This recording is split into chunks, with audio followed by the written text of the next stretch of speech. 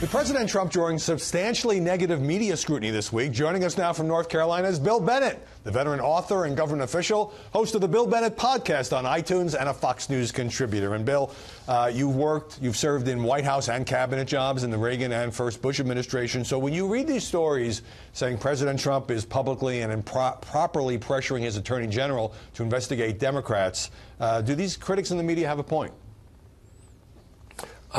No, I don't think they have a real point, not a major point. But my reaction has been to echo Jimmy Carter, former President Carter. At no time in history has anybody been treated so badly by the press as Donald Trump. That was Jimmy Carter, and I think that's right. It's relentless. It's quite unbelievable. Now, the president needs to be careful what he says about Bob Mueller and the investigation and the Justice Department. But as one of your guests earlier, Ed Henry, I think it came out in the conversation, said, he seems to be being careful. He's talking more about the Justice Department and less about Bob Mueller, in light of the fact that I think they believe this thing may be coming to a close. But that won't stop the press from being who they are. Well, since you raised the indictment of Paul Manafort and others by Bob Mueller, the pro-Trump spin has been this is all about Manafort's past business activities as a lobbyist. It doesn't have anything to do with the campaigns. Before he joined the campaign, it doesn't have anything to do with the White House. Is that true, or is it also true that when there's this kind of huge controversies, for example, the Iran-Contra scandal in the Reagan administration, is inevitably a distraction for those working for the president? Well, of course it's a distraction. It's huge. And every time something happens and it's blaring as headline news, they all have to drop what they're doing, go to the Oval Office, have a meeting. What do we do now? How do we respond? But you asked the question, Howard, and that's a great question. It's asked all the time. Is it true? I'm going to give you the answer everybody should give. I don't know. Neither does anybody else at this point, except maybe some of Bob Mueller and some of his associates. But we'll find out. I think there's reason to believe that this thing, as I said earlier, may be drawing to a close. And it looks at this point, given the indictments of Manafort and Gates and Papadopoulos, a very minor player, that it may indeed not reach the president. My guess, if I were a betting man, if I were still a betting man, is that it won't reach to the president. Right. I don't know is a very underutilized answer on television because there's so much that we just speculate about. Now, Jimmy Carter absolutely said worst coverage he's ever seen of a modern president, the coverage that Trump gets. But because you work for George H.W. Bush and you're also on an advisory council for this president, I'll ask you about this new book, which George H.W. Bush, Bush 41, quoted as calling Trump a blowhard, said he voted for Hillary Clinton. George W. Bush also didn't vote for this president, had some negative comments. It's not fake news. This is what they said to the author. Your thoughts on that?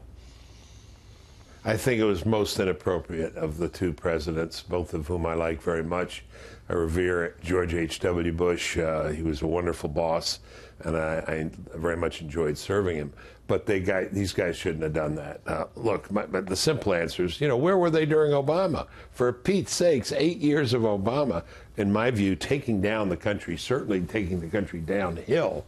And we heard nothing because of this pledge of not to speak ill of former presidents. Right. One of the founders, Howie, wrote that when presidents leave office, they should disappear. They should go to Europe or Asia and not be ghosts haunting the incumbent. I think that's probably a very good idea. But speaking up here, it was just, I think, totally inappropriate and unfair given their silence on Obama, who was doing a lot more damage to the country. All right. Given the deep divide now between, we see this every day, pro-Trump coverage, anti-Trump coverage, does this now go beyond the left-right ideological divide in this country, particularly when it comes to an issue like, for example, President Trump going after the NFL on anthem protests? Let's go a little deeper on this. Well, actually, the NFL thing is very interesting, and his reaction to the truck murder in New York and some of the other things. He has a way of touching the nerves that these contours, these divides in American culture in a way that excites both sides, positively and negatively. He's got an instinct. Somebody said the other day, it's Uncle Harry for president. Uncle Harry has finally become president.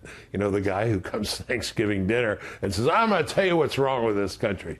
And now he's president, and he's telling us, and I frankly like it. But it is a larger cultural divide, and that cultural divide, because Daniel Patrick Moynihan said famously, culture is more important than politics. And the culture at CNN, I used to work for CNN, I know others who used to work for CNN too, Howie, and the culture at Fox are very different places. But if you have a lot of journalists who were nurtured on the great story that I think inspires so many of them, not the night before Christmas or not the first Thanksgiving, but once upon a time there were two reporters named Bob Woodward and Carl Bernstein, and they brought down a president, and maybe someday you can too. Right. I think this is still the aspiration of a lot of these guys. So that's why they can't resist this story. I think it explains the disproportionate coverage of all of this Get Trump stuff. I've got half a minute, but so if this cultural divide helps Donald Trump because the elite media are on the other side of the divide, does it also limit him in keeping his support? Washington Post ABC poll out today, 37%. Does it both help him and hurt him? Yeah, because if you keep getting hammered, even if people don't trust the people who are wielding the hammers, it makes a difference. The stuff gets in the air ducts, it gets in the airwaves, it gets everywhere, and people react. However, a couple of big accomplishments, you know, like this tax reform and some other things, and I think when people really see this economy coming home to their pocketbook, as it seems to be going on the mega level, I think those numbers are going to go up. I think his future is numbers up. Yes, sir. All right. Bill Bennett, great to talk to you. Thanks very much for joining us.